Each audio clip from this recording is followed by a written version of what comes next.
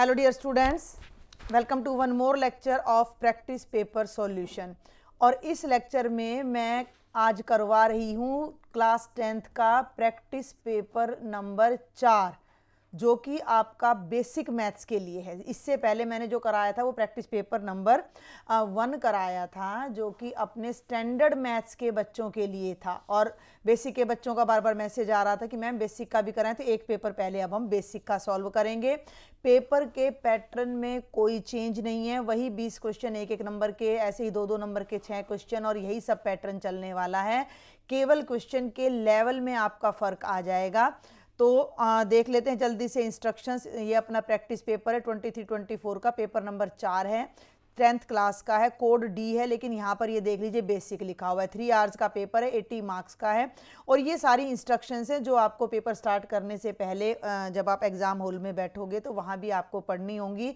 इसका सबका कंक्लूज़न क्या है कि आपको चेक करना है कि जो पेपर आपको दिया गया है वो अच्छी तरह से प्रिंट है या नहीं, कोई पेज बीच में मिसप्रिंट तो नहीं है, फटा हुआ तो नहीं है। और आपको यहाँ पर एक आंसर क्वेश्चन पेपर का नंबर मिलेगा, वो आपको अपना लिखना है, आंसर कोड अपना रोल नंबर आपने इस पर लिखना है, और कोई भी पेज खाली नहीं छोड़ना है, क्वेश्चन नंबर डालना है, एटसेट्रा एटसेट्रा। तो ये सारी इंस्ट्रक्शंस आपको यहाँ दी गई हैं, और सेकंड पेज पर भी यही इंस्ट्रक्शंस कंटिन्यू की गई हैं। इन्हें हम एक बार देख लेते हैं कि पेपर को पहले ही चेक कर लें। अब आ जाते हैं अपना पेपर के स्टाइल पर, कि देख लीजिए कि 2 सेक्शन होंगे, 5 सेक्शन होंगे, ABCDE, ख ख ग घ अड़े।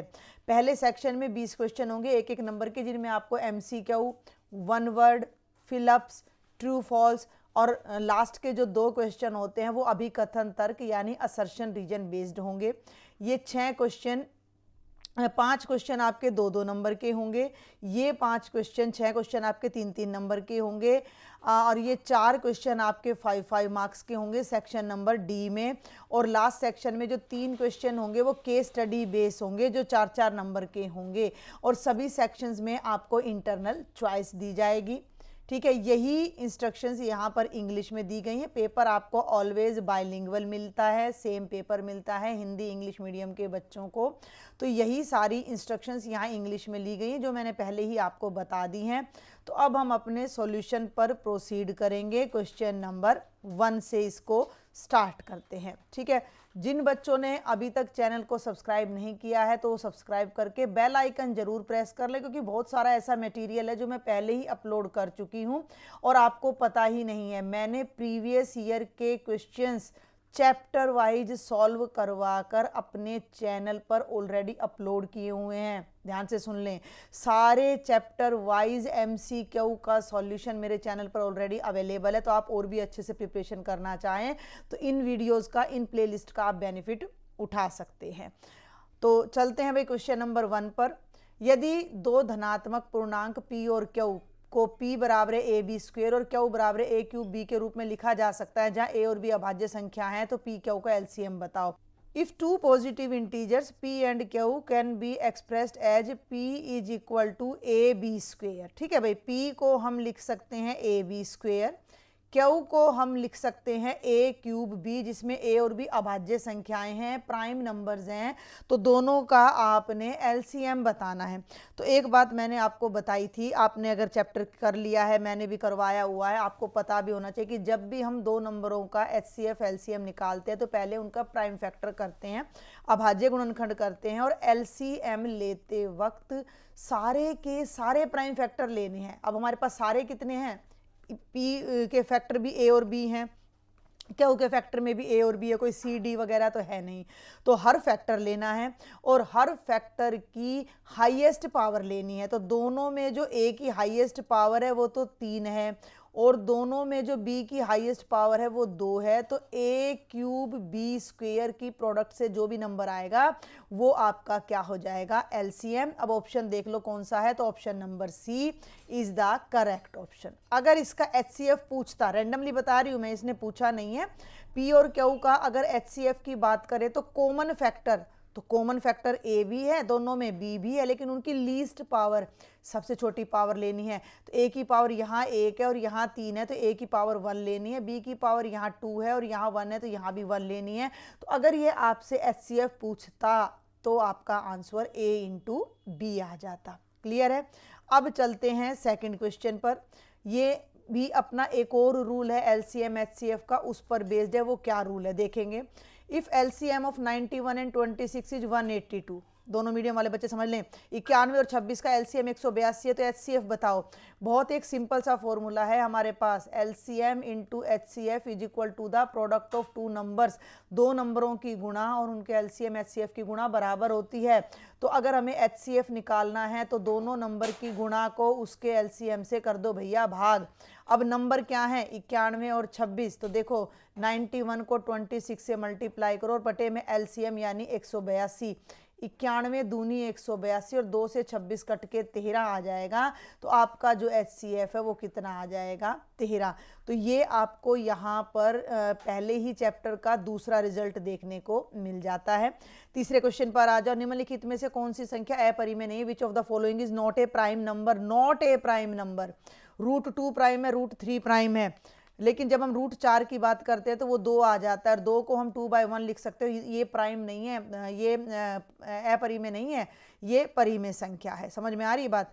जब हम अभाज्य संख्या का वर्गमूल करते हैं तो वो हमेशा अपरिमेय या इरेशनल आता है। तो √2, √3, √5 इरेशनल है, लेकिन जब मैं √4 वर्गमूल 4 की बात करती हूँ तो वो परिमेय आ रहा है, यानी अपरिमेय नहीं है। और हमें संख्या भी वही बतानी है जो अपरिमेय नहीं है। तो आपका ऑप्शन हो गया नंबर सी।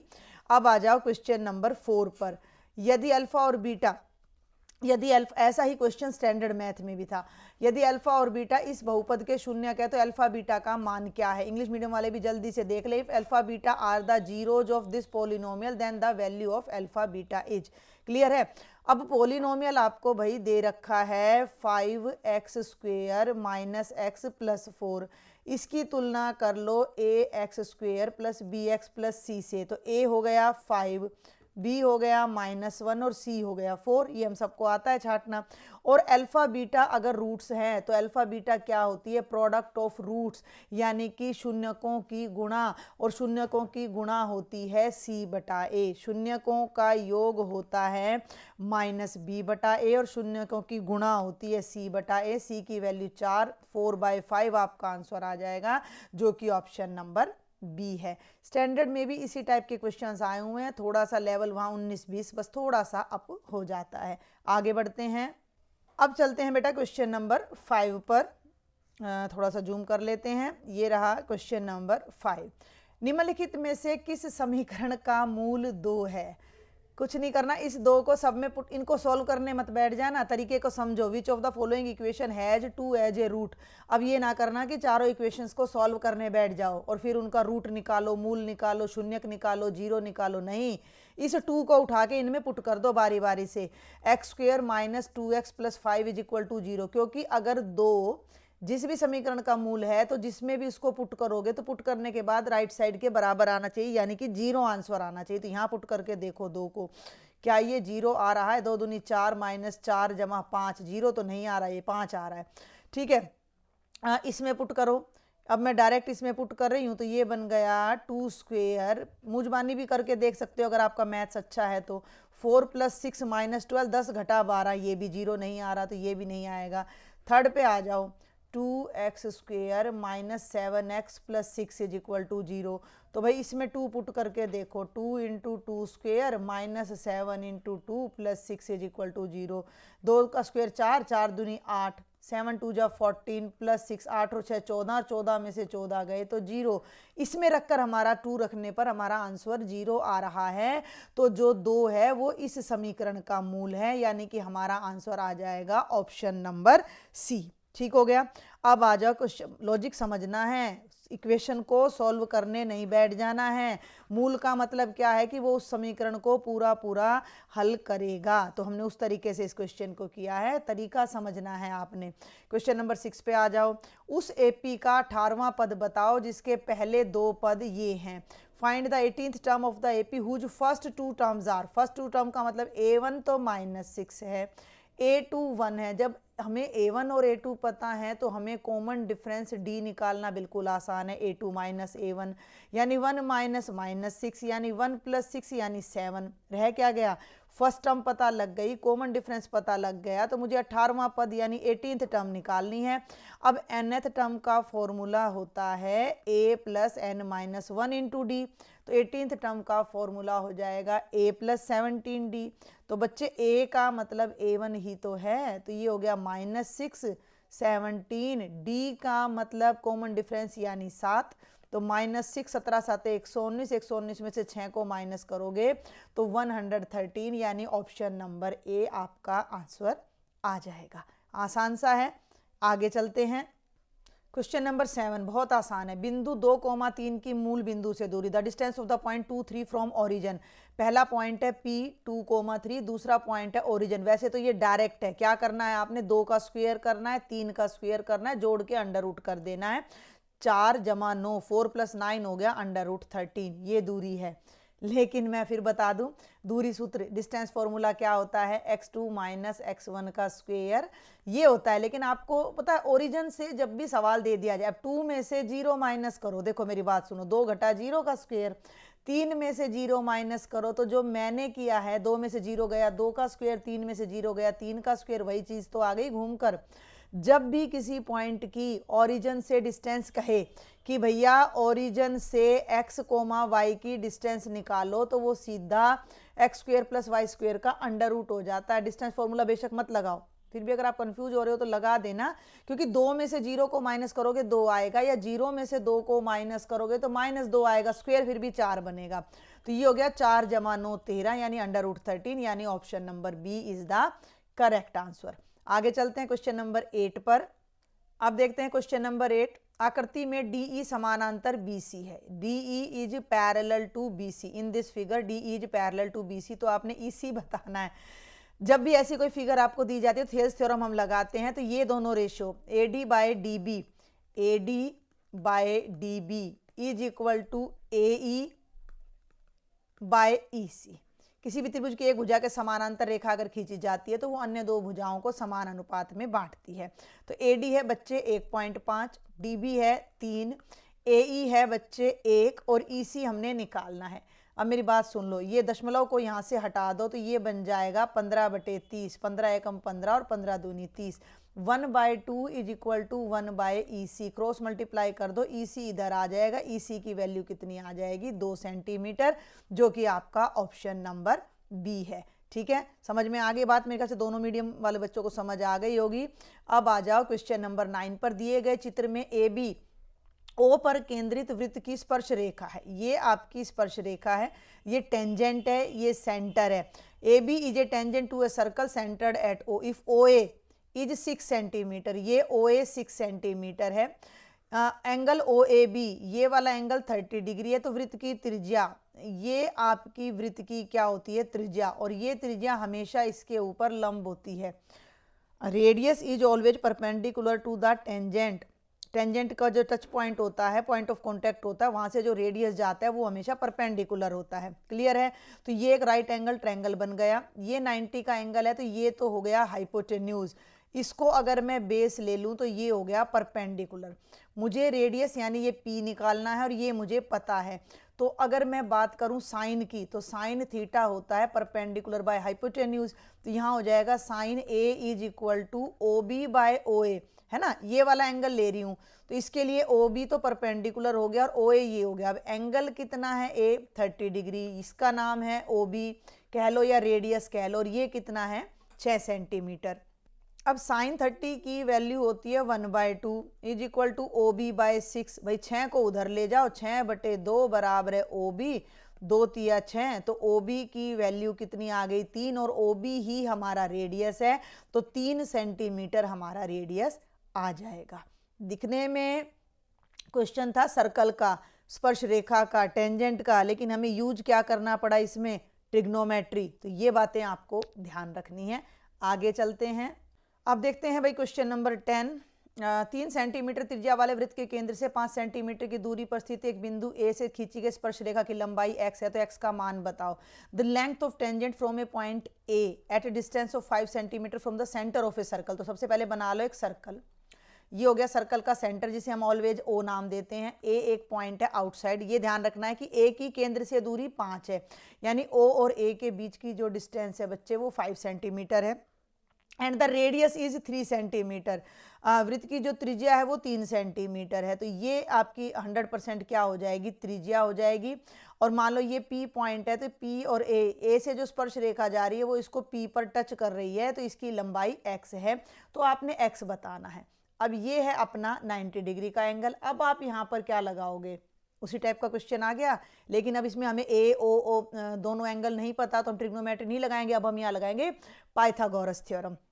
पाइथागोरस थ्योरम क्या कहती है, hypotenuse square is equal to base square plus perpendicular square. कर्ण का वर्ग बराबर है आधार का वर्ग जमा लंब का वर्ग। तो देखो ये 90 का कोण है, तो इसके सामने कर्ण होगा, यानी OA का वर्ग। बेस आप किसी को भी ले सकते हो, ठीक है। तो OA हो गया 5 का वर्ग, OP कितना है बच्चे 3 का वर्ग, और AP कितना है x का। तो ये हो गया 25, ये 9 बनेगा जिसे मैं पहले ही लेफ्ट में ले जा रही हूँ। 25 में से 9 गए 16 आएगा, 25 में से 9 गए तो ये आएगा 16 बराबर है x की 2, दोनों तरफ अंडर रूट करोगे तो x की वैल्यू 4 सेंटीमीटर आ जाएगी। तो ये लेंथ हमारी कितनी है, 4 सेंटीमीटर। इसके लिए कोई ऑप्शन गिवन नहीं है, तो हम यहाँ पर इस ऑप्शन को लिख देंगे। एक वृत्त को 2 बिंदुओं पर प्रतिच्छेद करने वाली रेखा को, ये वृत्त है, इसको एक लाइन 2 पॉइंट पर कट कर रही है, तो वो लाइन हिंदी में तो कहलाती है छेदक रेखा। A line intersecting a circle in 2 points is called intersecting line भी बोल देते हैं, और secant भी इसको बोल देते हैं। टच करने वाली लाइन को टेंजेंट बोल देते हैं, और कट करने वाली लाइन को secant बोल देते हैं। आगे बढ़ते हैं क्वेश्चन नंबर 12 पर। जैसे जैसे थीटा बढ़ता है साइन थीटा का मान भी बढ़ता है। As the value of theta, the value of sine theta increases as theta increases. तो आप टेबल याद कर लो, 0, 30, 45, 60 और 90। 0 पे वैल्यू 0 होती है, इस पे 1/2, 1/2 का मतलब 0.5, इस पे 1/√2 होती है, √2 0.7 होता है, तो 0.8 समथिंग आ जाएगा, नहीं 1.4 होता है, 0.7 आ जाएगा, सॉरी। और ये 0.8 और ये 1, तो बढ़ तो रही है, एंगल भी बढ़ रहा है और वैल्यू भी, तो यस इट्स ट्रू। तो ये हमारा सत्य है। मुझे तो पता था, लेकिन मैंने आपको ये वेरीफाई करके दिखाया कि अगर आप भूल जाओ तो इस तरीके से आप चेक कर सकते हो कि जैसे जैसे थीटा की वैल्यू चेंज हो रही है, बढ़ रही है, वैसे वैसे इसकी वैल्यू भी बढ़ रही है। तो ट्रू था ये। अब आ जाइए 1 plus tangent square a bye 1 plus cotangent square ए की वैल्यू क्या है। तो 1 प्लस, ध्यान देना, टेंजेंट स्क्वायर ए को मैं लिख देती हूँ sine square a by cos square a divided by 1 plus cotangent square a, तो 1 plus cos square a by sine square a. Clear है। ऊपर एलसीएम ले लो, किसको एलसीएम लोगे, कॉस स्क्वायर को, तो ऊपर तो कॉस स्क्वायर ए एलसीएम आ गया, कॉस स्क्वायर को 1 से करोगे तो ये बन जाएगा कॉस स्क्वायर ए, फिर एलसीएम लोगे तो कॉस स्क्वायर से कॉस स्क्वायर कैंसिल, ये बन गया साइन स्क्वायर ए। अब आ जाओ डिनोमिनेटर में, और भाई डिनोमिनेटर में भी आप साइन स्क्वायर को बेटा एलसीएम लोगे। क्लियर है। तो साइन स्क्वायर ए को जब मैं एलसीएम लूंगी तो ये तो बन जाएगा साइन स्क्वायर ए, और ये हो जाएगा कॉस स्क्वायर ए। अब साइन स्क्वायर थीटा जमा कॉस स्क्वायर थीटा, अरे sine square theta plus cos square theta हमेशा कितना होता है, 1 होता है, तो ये 1 बन गया, ये बन गया 1 बाय कॉस स्क्वायर ए, ये भी 1 बन गया, तो ये बन गया 1 by sine square a. Revert कर लो, 1 by cos square a, sine square a ऊपर चला जाएगा, ठीक है, साइन स्क्वायर ए बाय 1, तो sine square by cos square कितना होता है, ये हो जाएगा आपका टेंजेंट स्क्वायर ए। तो ये आपका फाइनल आंसर आ जाएगा। फिर से लिख देती हूँ एक बार मैं सफाई से, टेंजेंट स्क्वायर ए आपका आंसर आ जाएगा। ऑप्शन दे रखा है, दे रखा है, तो देख लेते हैं, ये है अपना ऑप्शन नंबर डी। इससे हिंदी और इंग्लिश मीडियम में कोई फर्क नहीं पड़ता है, तो सारा इसने एक ही बार में इसको राइट कर दिया है। आगे चलते हैं अब हम क्वेश्चन नंबर 14 पर। यदि sine theta minus cos theta बराबर है 0 है तो थीटा का मान, बिल्कुल नहीं घबराना होता, क्वेश्चन को पढ़ो और करने की कोशिश करो। 0 है ना, कोस को उठा के राइट में ले जाओ, sine theta is equal to cos theta. Sine और कोस बराबर कितने डिग्री पे होते हैं, 45 पे, तो कितना आ जाएगा 45 डिग्री। फिर भी याद ना हो तो कोस थीटा को इसके नीचे ले आओ, साइन थीटा बटे कोस थीटा, तो ये जब ये नीचे चला गया तो यहाँ 1 बच गया। साइन बाय कोस कितना होता है, टेंजेंट थीटा, टेंजेंट थीटा 1 कितने डिग्री पे होता है 45, तो आंसर आ जाएगा 45 डिग्री। बस थोड़ा सोचना है, ध्यान से काम करना है, बातें सारी आपने पढ़ रखी होती है, नहीं पढ़ी है तो अभी से शुरू कर दो। क्वेश्चन नंबर 15 पे आ जाओ। 12 मीटर, क्वेश्चन नंबर है 15।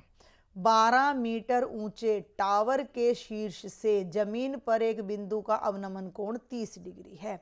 The angle of depression of a point on the ground from the top of a tower 12 metre high. ये एक टावर है जिसकी हाइट 12 मीटर है। यहाँ अगर ए नाम दे दें तो यहाँ अगर कोई पॉइंट सी है तो ए से सी का, ध्यान देना मेरी बात सुन लेना, अवनमन कोण। अब अवनमन कोण कैसे बनता है कि यहाँ से कोई बंदा अगर देख रहा है तो ये एंगल 30 डिग्री है, और जब ये एंगल 30 डिग्री है तो ये वाला एंगल भी कितना होगा, 30 डिग्री ही होगा। क्लियर है। और उस पॉइंट कि हमें क्या करना है, टावर के शीर्ष से बिंदु की दूरी, बस यही बात आपने समझनी है कि दे क्या रखा है। हमें टावर की हाइट दे रखी है 12 मीटर, हमें ये वाला एंगल दे रखा है, और निकालना क्या है, टावर के शीर्ष से बिंदु की दूरी, the distance of point from the top of tower. तो ये टॉप ऑफ टावर है, ये वो पॉइंट है, और हमें AC निकालना है, यानी एक तरीके से हमने हाइपोटेन्यूज निकालना, और परपेंडिकुलर हमें पता है तो हमें साइन का यूज करना है। साइन 30 होता है परपेंडिकुलर यानी 12 by hypotenuse. Sine 30 1/2 is equal to 12 by H. H को तो इधर ले जाओ और 2 को राइट साइड में ले जाओ, 12 से मल्टीप्लाई कर दो, तो एच की वैल्यू कितनी आ जाएगी, 24 मीटर आ जाएगी। तो ये जो वैल्यू है ये कितनी आ जाएगी, 24, और ये आपका करेक्ट आंसर हो जाएगा। ये डिस्टेंस नहीं निकालनी थी, ये ध्यान रखना है कि सॉल्व क्या करना है, फाइंड क्या करना है। 16 पे चलते हैं। 6 सेंटीमीटर त्रिज्या वाले एक वृत्त के त्रिज्या खंड का क्षेत्रफल हमने बताना है यदि त्रिज्या खंड का कोण 60 डिग्री है। ये पेपर स्टैंडर्ड वाले बच्चे भी करें, उनकी भी प्रैक्टिस स्ट्रॉन्ग हो जाएगी। ठीक है। 6 सेंटीमीटर त्रिज्या, ये एक सर्कल है। द एरिया ऑफ सेक्टर हमने बताना है, और फिर सर्कल विद रेडियस 6 सेंटीमीटर। तो ये 6 सेंटीमीटर रेडियस का त्रिज्या का एक वृत्त है, और इसका जो ये एंगल है ये कितना है, 60 डिग्री है। तो इस सेक्टर का एरिया बताना है, कुछ भी नहीं है। सेक्टर का एरिया क्या होता है, theta by 360 into pi R square. R 6 है, थीटा 60 है। कुछ है इस क्वेश्चन में कराने के लिए, नहीं है। ये फ़ायदा है आपका कि इसमें आपकी एप्लीकेशंस आएंगी, लेकिन कुछ क्वेश्चंस ऐसे भी थे जो आपको थोड़ा बेसिक क्लियर होना ज़रूरी था। तो 60 बाय 360, पाई का वैल्यू आप रख दो 22/7, और आर स्क्वेयर यानी 6 का स्क्वेयर। तो 60 को इससे करेंगे 6 6 36, और एक 6 से ये एक 6 कट जाएगा, और 22 छिक्का 132/7, 132/7 centimetre square will be the answer.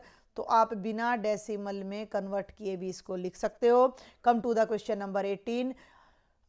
पासों का जोड़ा को फेंकने पर pair of dice is thrown, तो 2 संख्याएं प्राप्त होने की प्रायिकता क्या है जिनका योग 10 है। What is the probability getting 2 numbers whose sum is 10। सबसे पहले तो मेरी बात सुन लो, जब हम 2 डाई को इकट्ठा फेंकते हैं तो टोटल 36 आउटकम आते हैं।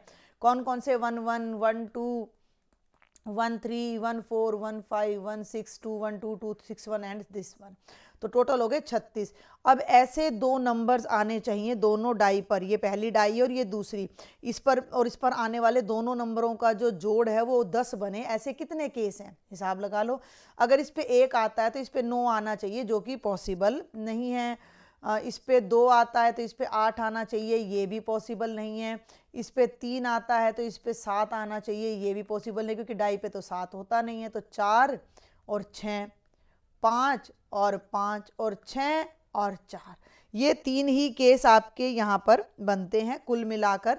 भाई पहली पर 4, दूसरी पर 6, पहली पर 6, दूसरी पर 4 और 5 और 5, तो प्रोबेबिलिटी हो जाएगी 3/36। 36 फेवरेबल है, 36 टोटल केसेस है, फेवरेबल ही टोटल केसेस हैं, टोटल आउटकम्स हैं, और 3 फेवरेबल है। तो 3 1 जा 3 और ये 12, तो 1/12 हमारा आंसर हो जाएगा, जो कि आपका ऑप्शन नंबर सी है।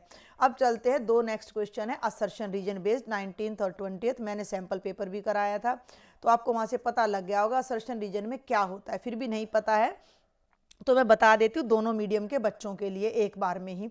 आपको एक्चुअल में क्वेश्चन में दो ऑप्शंस दिए जाएंगे। ये क्वेश्चन नंबर 19, इसमें ए होगा अभिकथन यानी असर्शन। देख लो, थोड़ा सा जूम कर देती हूँ और अपने इंग्लिश मीडियम वाले बच्चे भी साथ साथ देख लेंगे। एक स्टेटमेंट का नाम होगा असर्शन, दूसरी का नाम होगा रीजन। एक स्टेटमेंट होगा अभिकथन जिसे ए से लेंगे, दूसरा होगा तर्क आर। जो भी आपको दे रखा होगा वो आपके मैथ में से ही दे रखा होगा, तो आपने उन दोनों को ध्यान से पढ़ना है, समझना है और ये देखना है कि वेदर इट इज़ ट्रू और फॉल्स, कि भैया ये दोनों बातें सही हैं या गलत है। हो गया, हो गया। उसके बाद आपके पास चार ऑप्शंस हैं और वो चार ऑप्शंस ये चारों हैं कि अगर दोनों के दोनों सही हैं और इस नीचे वाले रीजन की वजह से ऊपर वाला सही है तो हमें ए ऑप्शन चूज करना है। लेकिन अगर ये दोनों के दोनों सही हैं लेकिन नीचे वाले का ऊपर वाले से कोई लेना देना नहीं है, इसका रीजन का इस असर्शन पर कोई असर नहीं पड़ रहा, तो हमने बी चूज करना है। ए सही है, आर गलत है, यानी फर्स्ट ट्रू है, सेकंड फॉल्स है, तो सी ऑप्शन हमारा आंसर होगा। फर्स्ट फॉल्स है, सेकंड वाला जो रीजन है वो सही है, पहला गलत है, दूसरा सही है, तो हमें डी चूज करना है। दोनों मीडियम का को मेरे ख्याल से समझ में आ गया होगा। स्टेटमेंट अपने जो लैंग्वेज के अकॉर्डिंग आप पढ़ सकते हो। तो 19th देखो, यदि दो गोलों का आयतन 27:8 के अनुपात में है तो पृष्ठीय क्षेत्रफल 3:2 के अनुपात में है। चेक करना पड़ेगा। If the volume of two spheres are in the ratio 27/8 then their surface areas are in the ratio 3:2। Let's check. मान लिया कि एक का रेडियस आर है और एक का स्मॉल आर है, तो वॉल्यूम पहले वाले की और वॉल्यूम दूसरे वाले की, ये कह रहा है 27/8 है। वॉल्यूम का फॉर्मूला होता है 4/3 पाई आर क्यूब और नीचे भी आ जाएगा 4/3 पाई आर क्यूब, और ये 27/8 है तो ये कैंसिल हो गया। आप देख सकते हो आपको मिल रहा है R cube by R cube बराबर 27/8। 27 3 का क्यूब होता है, 28 2 का, और इसको मैं लिख सकती हूँ आर बाय आर का क्यूब। क्यूब से क्यूब कैंसिल हो गया और आर बाय आर मेरा 3/2 आ गया। अब ये क्या कह रहा है कि जो उनका सरफेस एरिया है, जो पृष्ठीय क्षेत्रफल है, देख लीजिए कि उनके पृष्ठीय क्षेत्रफल का, तो अब पृष्ठीय क्षेत्रफल का फॉर्मूला लगाओ इसी पर। अब भाई दोनों का जो पृष्ठीय क्षेत्रफल है वो कैसे निकलेगा? पहले का सरफेस एरिया ले लो और दूसरे का सरफेस एरिया। सरफेस एरिया का फॉर्मूला होता है 4 पाई r², 4 पाई r²। तो ये दोनों तो कैंसिल हो गए, ये आ गया r बाय r का स्क्वायर। r बाय r कितना है? 3/2, तो ये हो गया 3/2 का स्क्वायर और ये हो गया 9/4, यानी 9:4 आना चाहिए। तो भैया ये तो गलत कह रहा है, ये ऐसे कह रहा है कि सरफेस एरिया का रेशो 3:2 आएगा, तो ये बात गलत है। और अब मैं एक बात और बता दूं, ए गलत का एक ही ऑप्शन आता है तो आपका आंसर 100% डी होगा। आपको रीजन चेक करने की ज़रूरत ही नहीं है। फिर भी हम पढ़ लेते हैं। ये यहाँ वॉल्यूम ऑफ स्फीयर कह रहा है कि 4/3 पाई आर क्यूब होती है, सही कह रहा है। ये कह रहा है सरफेस एरिया 4 पाई r² होता है। हिंदी मीडियम में देख लो कि गोले का आयतन ये होता है, पृष्ठीय क्षेत्रफल ये, तो सही कह रहा है। ये गलत है और ये सही है, और ए गलत हो तो ऐसा केवल एक ही ऑप्शन हमारे सामने है जो कि है ऑप्शन नंबर डी। तो क्वेश्चन नंबर 19 का आंसर ऑप्शन नंबर डी हो जाएगा। मैं यहाँ आंसर पहले ही लिख देती हूँ। और अब सेक्शन ए का लास्ट क्वेश्चन हम देखेंगे, क्वेश्चन नंबर 20। यदि बारंबारता बंटन का, ऐसा ही क्वेश्चन स्टैंडर्ड में भी आया हुआ था, यदि बारंबारता बंटन का जो है माध्यक और बहुलक 150 और 154 है तो माध्य इतना होगा। ठीक है, इसके लिए आपका एक फॉर्मूला, इंग्लिश मीडियम वाले बच्चे भी जल्दी से देख लें। If the median and mode of a frequency distribution are 150 तो मीडियन है, 154 मोड है तो मीन इतना होना चाहिए। तो हमारा एक फॉर्मूला होता है मीन, मीडियन एंड मोड का, और वो हमारा क्या होता है 3 टाइम्स ऑफ, किसी भी तरीके से उसको याद कर सकते हो, 3 times of median is equal to mode plus 2 times of mean. या आप इसको ऐसे ले लो कि mode is equal to 3 times of median minus 2 times of mean. हमें जो है बहुलक और माध्यक दे रखा है, तो बहुलक दे रखा है 154, यहाँ रखेंगे 154, मीडियन दे रखा है 150, तो यहाँ मैं रखूँगी 3 गुणा 150 माइनस 2 गुणा मीन। ठीक है भाई, 154 ये आ गया 450, 15 3 45 घटा 2 गुणा मीन, मीन को लेफ्ट में ले आओ, 2 गुणा मीन, 154 को राइट में ले जाओ, चेक कर रही हूँ मैं उस फॉर्मूले से पहले इसको, तो ये हो गया 450 घटा 154, 10 में से 4 गए 6, 14 में से 5 गए 9, 2 m is equal to, m माने मीन, मीन ले रही हूँ मैं, 2 एकम 2, 2 चौके 8, 148 आ गया। और ये कितना कह रहा है, ये भी इतना ही कह रहा है, तो यस इट इज़ ट्रू, पहले वाला ट्रू है और ये फॉर्मूला भी बिल्कुल ट्रू है, आप देख सकते हो यही फॉर्मूला मैंने लिखा है, तो पहला भी सही है और दूसरा भी। अब यहाँ ध्यान देना है, जब असर्शन भी ट्रू हो और रीजन भी ट्रू हो तो आपने ये देखना है कि क्या रीजन कथन की, अभिकथन की सही व्याख्या करता है, is reason is the true explanation of assertion, ये हमने देखना। तो बिल्कुल हमने इसी फॉर्मूले का प्रयोग करते हुए ऊपर अभी माध्य निकाला है, हमने अभी इसी फॉर्मूला को यूज करके यहाँ मीन निकाला है, दोनों ट्रू हैं और ये रीजन इस असर्शन को सही डिफाइन कर रहा है, तो ये हमारा करेक्ट है। तो हमारा जो आंसर आएगा वो ऑप्शन नंबर 20th क्वेश्चन का कितना आ जाएगा, ऑप्शन नंबर ए आ जाएगा।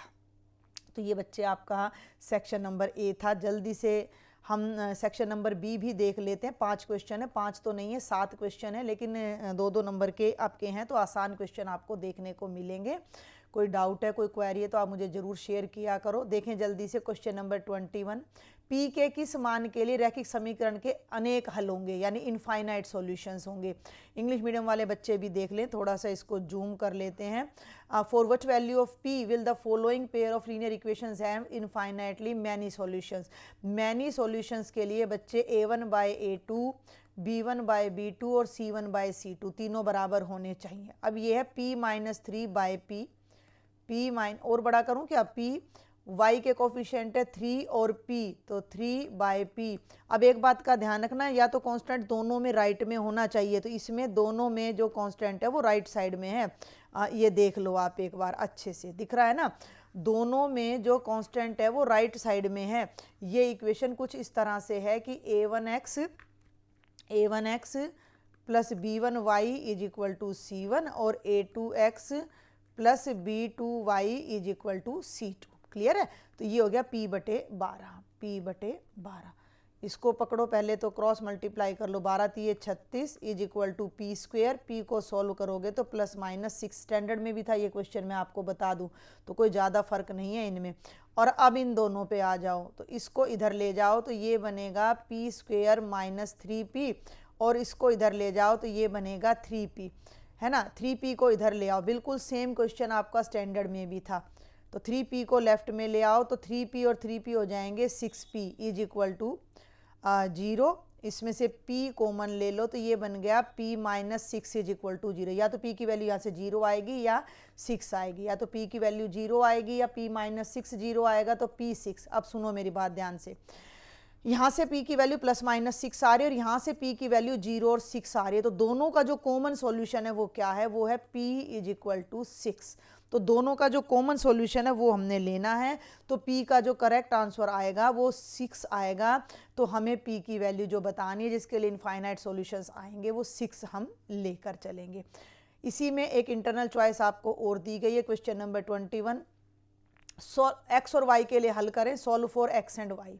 x is equal to 2y minus 1 और भैया 2x plus 3y is equal to 12। अब आप चाहो तो इसको सब्स्टिट्यूशन मेथड से सॉल्व कर दो, क्योंकि x की वैल्यू ऑलरेडी दे रखी है, इस वैल्यू को यहाँ पुट कर दो इसके अंदर, तो 2x की जगह रख दो 2y minus 1 plus 3y is equal to 12।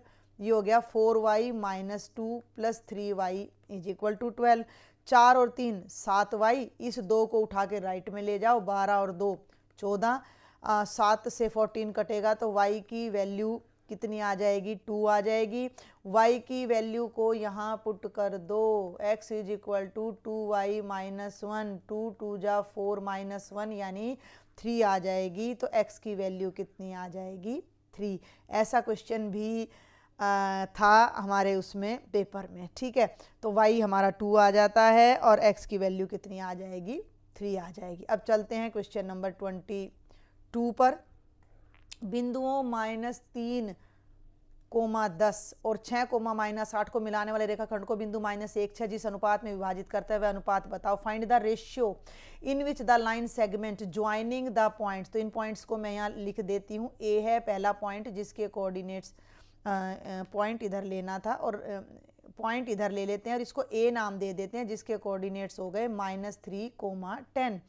और भाई दूसरा पॉइंट को मैंने बी नाम दे दिया जिसके कोऑर्डिनेट्स हैं 6, -8। और ये सी पॉइंट है जिसके कोऑर्डिनेट्स है -1, 6। और जब भी रेशो पूछी जाए तो आपने हमेशा के रेशो 1 लेना है। आप लिख के आएंगे, माना बिंदु सी ए बी को के अनुपात 1 में बांटता है। Let point C divide A B in के रेशो 1। तो सेक्शन फॉर्मूला क्या कहता है, x = m1 x2 plus m2 x1 bye m1 plus m2। एक से ही काम चल जाएगा। अब मैं अलग कलर यूज़ कर रही हूँ। ये आपका m1 है, ये आपका m2 है, ये x1 है, ये y1 है, ये x है, ये y है और बच्चे ये x2 है और ये y2 है। आप भी एग्ज़ाम में ऐसे करके आ सकते हो 2 मार्क्स में। तो x की वैल्यू कितनी है, -1। m1 की जगह मैं रखूँगी k। x2 देखो ना, इसको इससे करेंगे तो k को मल्टीप्लाई करेंगे 6 से। m2 कितना है, 1 है और x1 कितना है, इधर आ जाओ तो -3 है और बाय में k + 1। यहीं से मेरी k की वैल्यू आ जाएगी और यहीं से मेरा रेशियो आ जाएगा। इस k + 1 को ले जाओ राइट में और ये हो गया 6k - 3 -k - 1 = 6k - 3। इधर ले आओ, -1 + 3 = 6k + k माइनस का था, राइट में ले आई, प्लस का हो गया, 3 में से 1 गया 2, 7k। 7 को डिनोमिनेटर में ले जाओ, 2/7 = k। k की जो वैल्यू है, k की जो वैल्यू है वो 2/7 है। तो जो मेरा अनुपात है, जो मेरी रेशियो है बच्चे, वो k रेशियो 1 है, यानी 2/7 रेशियो 1 है, यानी कि 2:7 आ जाएगा। तो दिया गया पॉइंट अदर 2 पॉइंट्स को 2:7 में डिवाइड कर रहा है। अब चलते हैं क्वेश्चन नंबर 23 पर। स्क्रीन को करेंगे क्लियर, थोड़ा सा जूम करेंगे, देखिए जरा। यदि त्रिभुज PQR की भुजाओं PR और QR पर S और T इस प्रकार बिंदु हैं कि कोण PRTS के बराबर है, तो दिखाओ कि ये दोनों त्रिभुज समरूप है। If S and T are points on the side PR and QR of triangle PQR। भैया पहले तो ट्राइंगल बना लो, देखते हैं क्या ट्राइंगल बनता है। ये NCERT में से ही है, कहीं बाहर से नहीं है। PQR is a triangle. PR पर S बिंदु है, तो ये PR है जिस पर S बिंदु है। QR पर T बिंदु है, QR पर कोई T पॉइंट है, ठीक है। और एंगल P यानी जो ये वाला एंगल है वो RTS के इक्वल है। अब RTS कहाँ है, तो ये अपना RTS है। यहाँ अलग कलर लगा लेते हैं, ध्यान देना। जो RTS यानी जो ये वाला एंगल है और ये जो P वाला एंगल है, ये दोनों बाई चांस सेम है। अब आपने क्या दिखाना है कि ट्राइंगल RPQ यानी कि जो ये रेड वाला ट्राइंगल है और RTS यानी कि ये जो नीले वाला ट्राइंगल है, दोनों सिमिलर हैं, देख लीजिए, ठीक है। अब ट्राइंगल RTQ बहुत ही आसान, और ट्राइंगल RTS में देखो दोनों ट्राइंगल R से शुरू हो रहे हैं। R एंगल इसमें भी है और R एंगल इस रेड वाले में भी है। भैया यहाँ क्या कह रहा है, RPQ। देखो बेटा, R से मैं P की तरफ जा रही हूँ और P से मैं Q की तरफ आ रही हूँ। तो एक तो बन गया मेरा ये रेड ट्राइंगल और उसमें ये एंगल आ गया। अब मेरा दूसरा ट्राइंगल है RTS। तो R से मैं T पे गई और फिर मैं T से S पे आई और S से R पे, तो भी यही एंगल है। तो ये एंगल तो दोनों में सेम हो गया ना, ये RPQ है। तो अब आप लिखेंगे कि इन दोनों त्रिभुजों में एंगल, क्या नाम लोगे अब इस एंगल का, ये देख लो, इसका नाम इधर से शुरू करो तो PRQ। Angle PRQ is equal to angle TRS, ठीक है। इसको तो यहाँ से शुरू किया मैंने, PRQ, क्लियर है। रेड कलर यूज करूँ क्या, एंगल PRQ ऐसे चली मैं, क्लियर है। और इसमें मैं चली ऐसे, एंगल RTS, दोनों बराबर हैं, सेम एंगल है, साझा है, कॉमन है। और एक एंगल और ले लो, एक एंगल इन्होंने ऑलरेडी दे रखा है कि भैया ये जो P पे एंगल है, जो T पे एंगल है, वो बराबर है। यहाँ पकड़ो ना, आर पी क्यू और are T S, R angle तो दोनों में कॉमन है, और पी और टी पे जो एंगल बन रहे हैं वो किताब वाले ने कह दिया, क्या कह दिया कि angle P is equal to angle R T S. क्यों? क्योंकि हमें दिया गया है। अब दो त्रिभुजों के दो कोण बराबर हो जाए, तीसरा अपने आप बराबर हो जाता है। तो angle criteria of similarity of triangle, कोण कोण समरूपता नियम से जो ट्रायंगल आर पी क्यू है वो सिमिलर हो जाएगा ट्रायंगल आर टी एस के। आगे बात समझ में। अब चलते हैं क्वेश्चन नंबर 24 पर। इसमें आपको 24 में दो चॉइस मिलेंगी, दोनों ट्रिग्नोमेट्री से हैं आपकी। तो देखते हैं पहला वाला कि साइन ए माइनस बी 1/2 है। ऐसा ही क्वेश्चन मैं आपको बता दूं, स्टैंडर्ड में भी था। साइन ए माइनस बी 1/2 है और कॉस ए प्लस बी भी 1/2 है। देख लो, हिंदी में भी देख लो। और ए और बी का सम 90 से कम है, ए बी से बड़ा है, तो इनकी वैल्यू निकालो। बिल्कुल आसान। साइन की वैल्यू 1/2 कितने डिग्री पे होती है? 30 पे। इसका मतलब ये जो a माइनस बी है ये और कुछ नहीं बल्कि 30 डिग्री का एंगल है। कॉस की वैल्यू 1/2 कितने डिग्री पे होती है? 60 पे। और ये एंगल है, इसका मतलब जो ये a प्लस बी है ये 60 डिग्री। अब यहाँ थोड़ा सा बीजगणित लगा दो, थोड़ा सा बीजगणित लगा दो, इन दोनों को जोड़ दो तो b से b कट गया, 2a इज इक्वल टू 90। 2 को राइट में ले जाओ तो भैया ये आ जाएगा 90/2 यानी 45 डिग्री। अब a 45 डिग्री आ गया तो a प्लस बी में इसको पुट कर दो। यहाँ 45 प्लस बी, थोड़ा स्लाइड कर लेते हैं, इज इक्वल टू 60। 45 को साइड में ले जाओ तो 60 में से 45 घटेगा तो कितना आ जाएगा? 15। तो a की वैल्यू 45 आ जाएगी और b की वैल्यू 15। a b से बड़ा है, दोनों का सम 90 से कम है। तो ये बेहद ही आसान सा आपका क्वेश्चन था। मेरे हिसाब से इसमें कुछ भी ऐसा नहीं था जो समझ में ना आए। अब इसके चलते हैं अगले पार्ट पर, जो और है, जो ऑप्शन में है। ठीक है, इरेज देखते हैं, करना पड़ेगा यानी। यदि त्रिभुज ABC में जो B पर समकोण है, ये ध्यान रखा करो कि 90 डिग्री का एंगल का नाम क्या है, तो उसने पहले बोल दिया कि B पर समकोण है। और टेंजेंट, अब मेरी बात एक बार ध्यान से सुनना, टेंजेंट A 1/√3 है, तो इस A को नीचे बना लो। ठीक है, A को नीचे बना लो। टेंजेंट A का मान 1/√3 है, तो sign A cos C, cos A sign सी बताओ। बहुत ध्यान से देखना। थोड़ा सा इसको क्लीन कर लेते हैं, यहाँ से सारा नहीं करना चाह रही थी मैं। चलो देखो जरा भैया, जब टेंजेंट ए की वैल्यू 1/√3 है तो टेंजेंट की वैल्यू 1/√3 कितने डिग्री पे होती है? टेंजेंट की वैल्यू 1/√3 होती है 30 डिग्री पे, यानी ए एंगल हो गया 30 डिग्री का। ये 90 का दे रखा था, ए 30 का आ गया, तो सी कितने का बच गया? 60 का बच गया। सिंपल हो गया, एज सिंपल एज दैट, कोई बड़ी बात नहीं है। एक 90 का और एक 30 का है तो 120, तो तीसरा 60 का आएगा। अब हमें sign A cos C plus cos A sign सी निकालना है। सबसे पहले बात करते हैं साइन ए यहाँ है, तो ए के सामने ये परपेंडिकुलर और ये हाइपोटेन्यूज है, तो ये हो जाएगा BC/AC, है ना, BC/AC। और अरे मैं ही वो कर रही, BC/AC कुछ करने की ज़रूरत ही नहीं है। ए कितना है? 30 डिग्री है, तो साइन 30 की वैल्यू होती है 1/2। फिर ले लो कॉस सी का मतलब 60, वो भी होता है 1/2। क्लियर हो गया।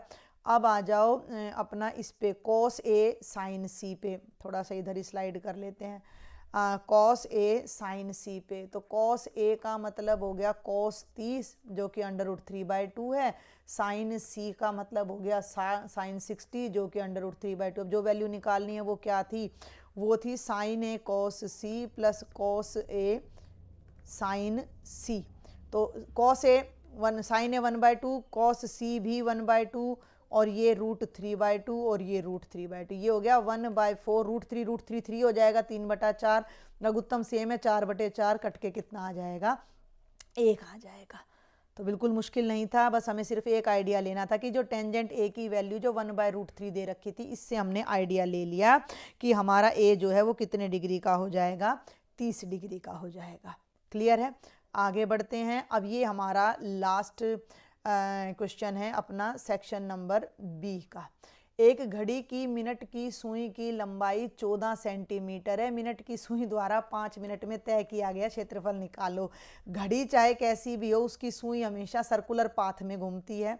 तो ये मिनट की सुई है और इसकी लंबाई 5 है, इसका मतलब ये जो सर्कल बनाएगी उसका रेडियस 5 है। क्लियर हो गया। और 5 अरे 1 मिनट, रेडियस 14 है, सुई की लंबाई 14 है तो रेडियस हो गया 14, तो आर की वैल्यू आ गई 14 सेंटीमीटर। और अगर ये 12 पे है तो 5 मिनट के बाद वो कितने पे आ जाएगी, 1 पे। तो ये एंगल आपने बताना है। तो ये सेक्टर हो गया, त्रिज्याखंड हो गया, लेकिन ये एंगल कितने डिग्री का बनेगा। तो देखो बहुत सिंपल सी बात है, मिनट की सुई 12 पे है, मिनट की सुई 12 पे है और जब 3 पे आएगी तो 90 डिग्री का एंगल पूरा करेगी। बीच में कितने टुकड़े हो रहे हैं, 3, तो ये एंगल कितने डिग्री का हो गया हमारा, 30 डिग्री का। 1 मिनट में हमारी जो सुई है वो अपना कितने डिग्री का एंगल पूरा करती है, 6 डिग्री का। तो 5 मिनट में कितने डिग्री, देखो ये बात याद रखनी पड़ेगी आपको कि 1 मिनट में जो एंगल बनाती है वो 6 डिग्री का बनाती है, तो 5 मिनट में कितना एंगल बनेगा, 30 डिग्री। तो ये जो यहाँ पे जो एंगल आ रहा है वो 30 डिग्री आ रहा है, यानी थीटा की वैल्यू हो गई 30। और अब आप लिखेंगे कि घड़ी की सुई द्वारा रचा गया क्षेत्रफल, the area swept by the minute hand in 5 minutes. ये लिखकर फिर आप करेंगे थीटा बटे 360 गुणा पाई आर स्क्वेयर, 30 बटे 360 गुणा 22 बटे 7 इंटू 14 इंटू 14, 0 से 0 कैंसिल, ये 12, 7 दूनी 14, 2 6 जा 12, 2 3 जा 6 और 2 11 जा, है ना। अब ऊपर बच गया 11 और 14 और ये बनेगा 154/3 सेंटीमीटर स्क्वेयर। समझ आ गया। तो ये था आपका सेक्शन नंबर ए और बी बेसिक का। हेल्पफुल लगे do share with maximum students. कोई डाउट है कमेंट बॉक्स में लिखें, टेलीग्राम पे ज्वाइन करें और सब्सक्राइब नहीं किया है तो जल्दी से कर लीजिए। Thank you.